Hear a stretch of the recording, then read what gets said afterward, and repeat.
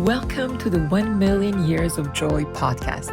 I'm Dr. Andrea Benaker, your host, and my intention is to inspire you to find more joy in your life through the stories from our guests and the science on joy and purpose.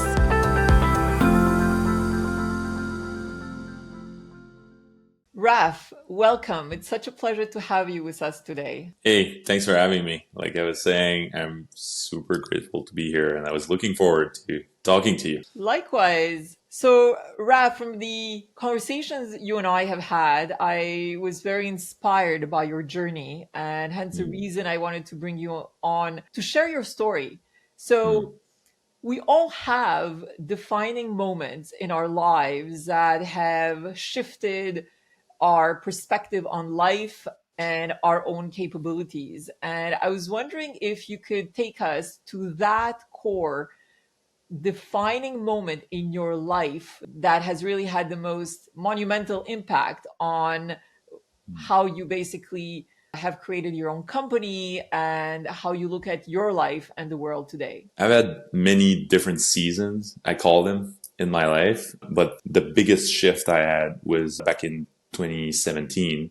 My ex-girlfriend left me, and this was the trigger for me to change a lot of things that were not exactly the best version of me. And I decided to really work on me from that day, and things really started shifting from that, from 2017. And then, so basically I had that big love rupture. I was really in love with that girl. And then when she left me, I went into the whole, I started analyzing who I was, and I figured that I wasn't the person that I wanted to be. So it wasn't about her, but it was more about who I was and who did I want to become and how was I going to do it. So it started like, I remember calling my mom on the phone, really in pain, like emotional pain, and being really like, hey, like, I don't know how, I don't know where to start. I don't know what I'll do. But like something has to change. I'm not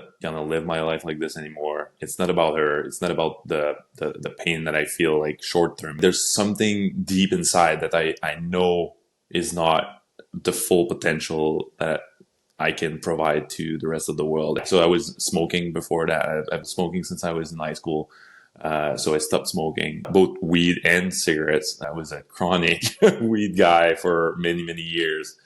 And it wasn't a bad thing in a way, because I was working in music, sound engineering, music production, and it was a mindset. It was a lifestyle. I mean, I was just jumping from one blunt to another, but I really realized when that happened, I realized that this was not my identity, and that I could become a lot more than that, and that was a big thing that I had to work on if I wanted to become the best version of myself on the other side of that. So it took me a few years to really so stop smoking, but like get used to new habits. I wasn't doing any sports before that as much as I was when I was really younger. And so that season of my life where I was more into the punk rock mindset was really fulfilling in an artistic way, but wasn't really sustainable. I think for a long period of time. So that really shifted there.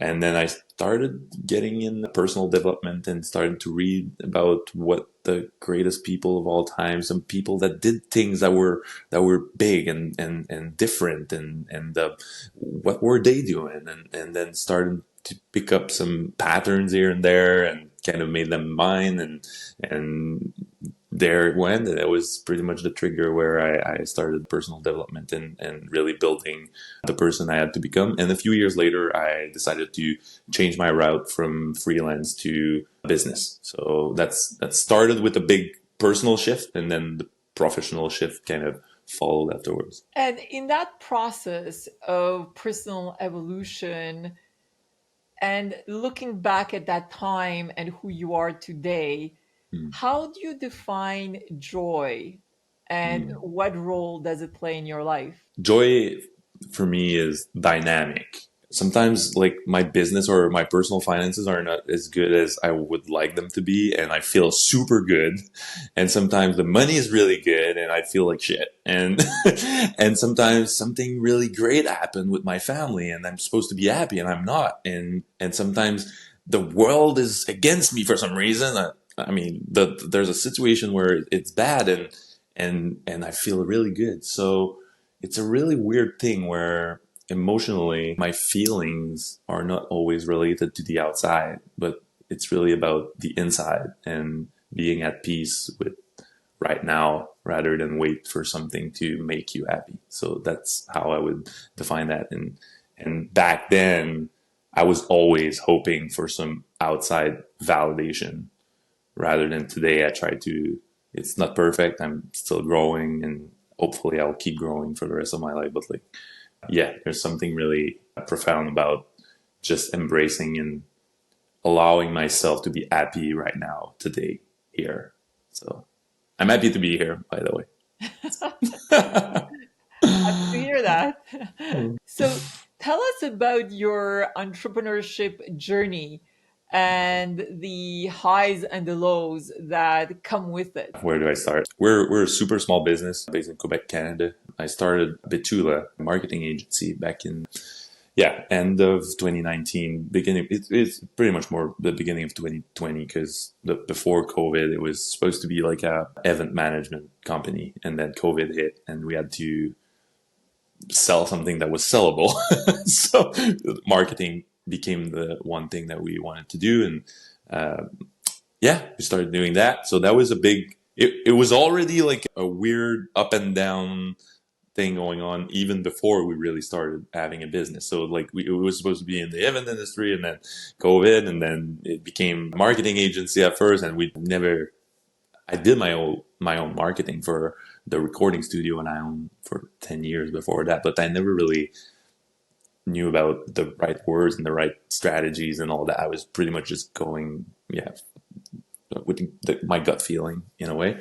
But then I met Steph, who is my partner now, and she had all the skills and the diplomas and everything that I needed that I didn't. I was more like the visionary, and she had the skills. So we kind of partnered together, and she's been with us since. But like just the beginning of it has been a really bumpy ride. And then after that, it's my first business. So the past 3.5 years now, I've been learning to be a businessman and how business works. So I didn't know how to read financial statement. I didn't know about anything HR. So I'm learning all that as I go. So it's a bumpy ride. It's fun. I have I think a good risk tolerance. So I enjoy it, and I'm trying to be happy in the downs as much as in the highs. Actually, I have a philosophy about that. Like, I try not to be too happy when the highs are high and not to be too low when the lows are lows. So I try to stay somewhere in the middle where happiness is there and joy is part of every day. So entrepreneurship is definitely something to get used to, because it moves. And it comes with many challenges, right? So Oh how do yeah. you maintain that positive mindset in a world where, particularly when you started, I mean, COVID really turned our worlds upside down from many perspectives. And I'm curious if you could share one or two stories that have really been very impactful on how you pivoted or changed directions, or you've embraced failure or rejection in the process of growing your business. I come from a really niche music background where I was more in the stoner rock, heavy metal. So this is a really niche type of music where when you're part of that community and I wouldn't say try to get out, but like when you start building something else on the side and you try to stay in there as well, but like have a different life outside of it, like it came with, I think, a lot of judgment from myself first and then from outside people as well. So that was one of the challenge. And to answer the beginning of your question about how I can try to compress the joy factor in my life and not get too low or too high. But like one big thing that I've learned during that process since 2017 is I wasn't really aware of the power of gratitude. And that's been a big thing. Like, I don't realize how I used to not realize how lucky I was to be born here in Canada and to be able to eat good food every day and have clean water and a shelter. I mean, all those basic things that are part of our lives here in North America, and that we don't realize. We're super blessed and we're super lucky, and that's something that we tend to forget. And just bringing that back to the front and just being like, whatever happens, I'm healthy now, and I live here. And even if I live in a smart apartment downtown, and I have a lot to work on, and like my life isn't perfect, but like nobody's life is perfect anyway. But like I'm super lucky just to be alive, and my parents have been good parents my whole life. So like just going back to the basic is always like so. It's so nice just to think about like it's good. I'm alive.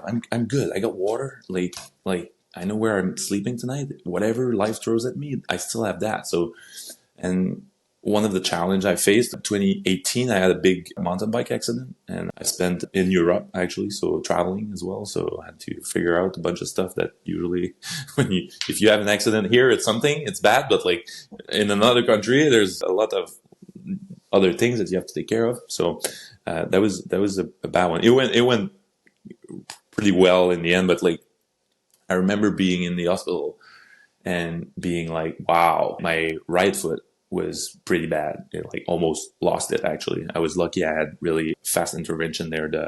It's the firefighters in France that bring you back to the hospital. So it's not like an ambulance, but like it's the same thing, but they call it different. And I was like, wow, I've never realized how much I like my right foot.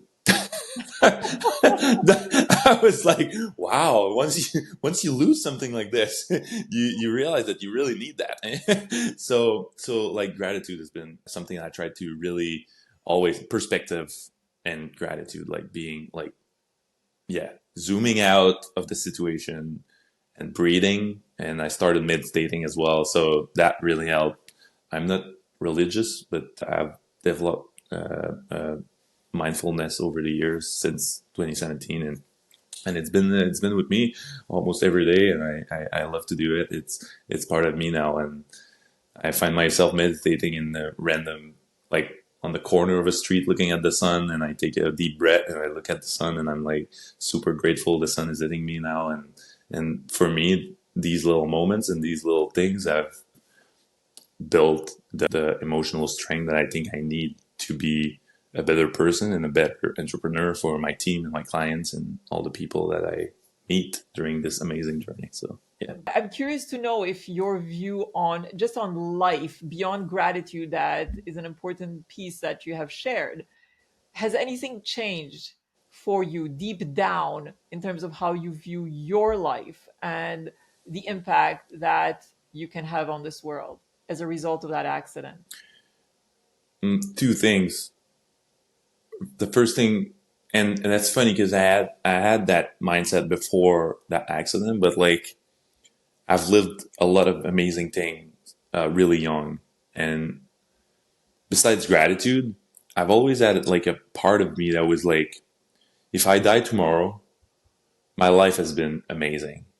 Like there was kind of an internal peace with I don't know if it's wisdom, but like that's something that even as a teenager I was already like, wow, I've been around the world already, and I've lived so many great things, and my parents took me on planes. Like it was beyond gratitude. It was like my life could end now, and of course there's fear when you face something that may be life challenging, but like there was still something inside of me that is like, I've had a good life, and if I go like this, like I don't feel like I've missed anything, and I'm good with it. So that's one thing. But like especially when in 2018 when I had that accident, was the big thing for me was like, your life can change so quickly. I'm not gonna wait to change it the way I want it to be. And then I think that's probably one of the triggers that had me go towards building a business and all that, because it probably was somewhere inside of me. And I was like, At some point as a freelance, I had a pretty good job. I mean, I had many clients, but like I was working for them. So it was time consuming and really energy draining sometimes. And I felt like there was something more inside of me. There was that spark that needed to go. And when you look into the future, and particularly what you have shared in terms of not living with regrets, of not starting your own business, are there any specific aspirations or ambitions that you have moving forward to live with no regrets? It's funny because um, one of my core values is freedom. I don't like to be told, like, I don't like when I'm not free. I don't like when I feel like I'm obligated to do something. I want to have a purpose and be there for the best reason as possible and be part of something that really helps somebody and be free to help and be free to do what I want. And I don't mean being on vacation because I hate vacation in a way. I like to take some time off, but like usually it's because I want to take a step back from all the projects that I have because I'm looking forward to building more projects in the future. So yeah, that's one thing that's really strong for me. Entrepreneurship is so endless. It's something that I think can be built to whatever you want it to be, and freedom is a big part of, it's one of my main core values. And if you could send a message to yourself 10 years into the future, what would that message tell your future self? It's funny because it's usually the question is the other it's usually like, what would you tell your younger self? Now what would I tell my older self? um hmm that's a very good question. I'm trying to find the right thing. I'll probably just remind them of who I was when I was a kid. I feel like the further you get through life, you forget those little things that were really part of your identity when you were a kid. And the more I grow up, the less the memories are clear. And I feel like if I could just remind them of my grandmother's putting us to bed that I still remember right now, and I don't know how much I'll remember when I'll be 10 years older. So just these little things that we tend to forget, that the brain is a weird thing. It remembers stuff but forgets others stuff. And I think I would just tell him children's stories about how things were when I was younger. I think that would be it. Yeah. Just stories, just random things that come to my mind. Like my grandmother's putting us to sleep, like going sledding in the snow with my brother when I was younger, or playing hockey everywhere. I used to be in like an elite hockey team when I was really young, and I felt like a superstar at 8 years old, and it was amazing. And I feel like the more I grow up, the less I remember. So I'll probably try and just throw a little bit of that in the future so I can keep it longer in my life, because it's really nice to remember these things. As you look at those memories that you cherish so much from your younger days, what changed between the young version of yourself to who you are today? I think the younger version of me was more into quick wins and not being super patient and delay gratifications to work on something that is going to be worth more. I'm not talking about money necessarily, but like it's going to have a bigger impact in the future if you put in more efforts and you think about 5 years, 10 years. Like I feel like the time perspective when you're younger, and everybody probably has the same perspective about that, but like your time is 1 year. When you're 5 years old, it looks like ages away from you, but like when you're mid-30s like me, I feel like 1 year is very fast. So I guess when I'll be 60, it's gonna be like, it'll go like very, very, very fast. Is something that I tried to implement. I'm a dopamine addict. I'm a extreme sport mountain biker. I play hockey. Like I love when there's flow. There's something going on, and that's probably part of why I'm an entrepreneur now, because I like things like that moves and the risk and all the decisions and the big puzzles and stuff like that. That's part of me, but like there's a downside to it, because if you're always looking to validate or to get like a dopamine hit, instantly. Well, sometimes you forget that there's also like a marathon that has to be run, and that needs more work. And sometimes you have to, yeah, take the hit on the short term to really move forward on the long term goal. So that's a big thing that I'm not there yet. Like, I'm not saying I'm there yet. I'm just saying, like, that's something I've worked on, and I'll keep working on still. And that's a big difference from when I was a kid to right now, the long term vision. And what advice would you have for aspiring entrepreneurs? Two things that are really different. Self awareness is key. Is It's gonna be like, if you don't know yourself and you're just looking at being a business person and you think it's cool and you want to make money and whatever, like that's a great short term motivator, but like, it's tough. I don't know any entrepreneurs who told me like it was the perfect highway with everything as planned and all that. It's a hard journey. I've been at it for like not even 4 years now, and it's ups and downs constantly. And from what I've heard, it's gonna be like this forever. So better get used to it. So self awareness, like, there's certain traits of good entrepreneurs that I've seen that are really hard to learn. So I'm not saying it's impossible to get there, but like, some stuff you're just born with. There's DNA in there that I think is really important, and you have to really know yourself. Having an idea doesn't mean that you can do it, and you're gonna need people to do the things that you can do. So if you're not a people person, it's really hard to be a good entrepreneur. It doesn't mean that you can be a good inventor, and it doesn't mean you can be like a good manager, or even manager. You need like really good people skills, but it doesn't mean like your career is over. It just means like, if you're going to be a visionary and you're going to be convincing people all day to get in your boat and go sail on that hard sea, that tough thing that is entrepreneurship, like, yeah, there's a fair amount of self-awareness that you need, and that I'm still working on it. Like, I'm saying, I don't have anything figured out yet. I'm just starting, but like, that's something that I've realized that is really, really, really, really tough. The second thing I would say, on the more optimistic side of thing, is you should try it. It's fun. If it's in you and you have a little flame there that needs a little fuel to live, like, go do it. Yeah, I mean, regrets are the worst thing. If you don't try, you're not gonna know if you're the right person for your project. And maybe during this journey, you're gonna meet people that are gonna have an impact on your life, and that are gonna become really good friends or really good partners for another project. I've seen amazing businesses being like, the people that started it became executive at other businesses, because they realized that like, driving the whole thing was too much for them, but they were the best executive that a business could have. So I'm just saying, yeah, be curious. If you have a gut feeling and you think you can take a leap of it, yeah, you should try it. So don't do it, and do it. Like, it's, yeah, be self-aware if you really want to do it, and give it a try. It's fun. It's amazing.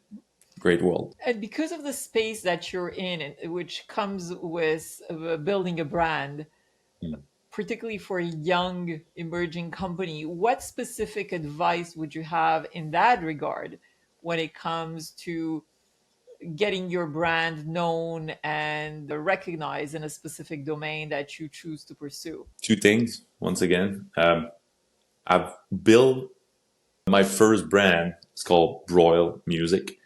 Built it without knowing.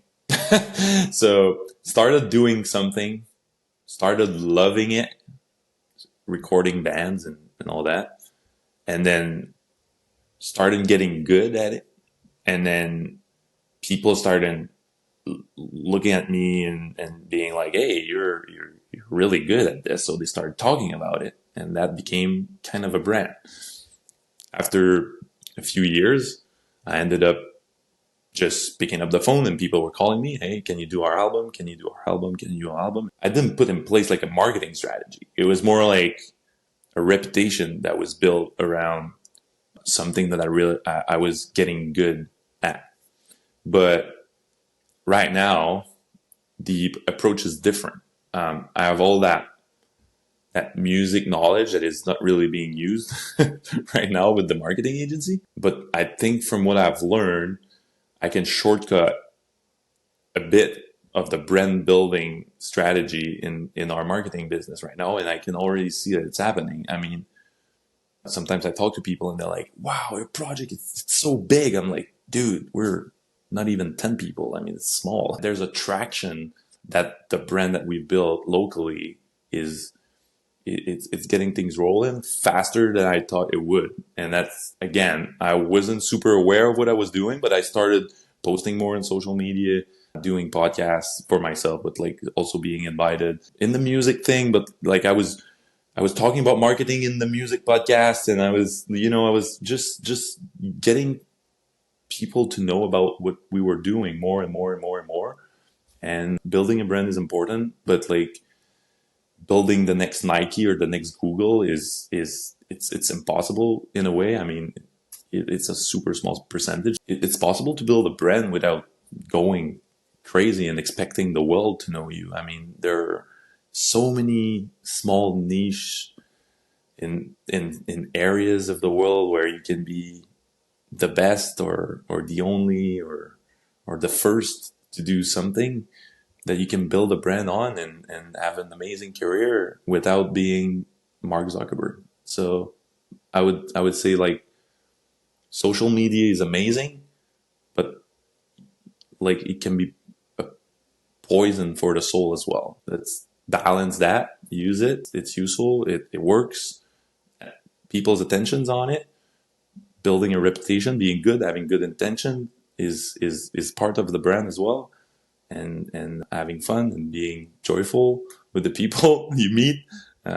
Yeah, that's it. I would just say go out there and talk about what you like, and you'll build a reputation, and this reputation will become a brand if you're out there more and more. And that's it. So that would be my advice for somebody just starting from scratch. And if you had the power to initiate a global movement focused on spreading more joy and kindness in this world, what would be some steps that you would take to move forward? I would start a podcast.